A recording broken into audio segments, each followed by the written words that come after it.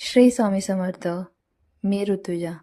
तुमचं सर्वांचं स्वागत आहे पुन्हा एकदा माझ्या छोट्याशा ब्लॉगमध्ये. तर आम्ही ना चाललो होतो संध्याकाळी थोडंसं बाहेर 5-6 वाजता. तन्वीचं बोरनान करायचं आहे, तिला फ्रॉक वगैरे घ्यायचे होते आणि डेकोरेशनचं पण थोडंसं सामान घ्यायचं होतं. खूप छान छान पतंग होत्या, त्यावरती बोरनान लिहिलेलं होतं.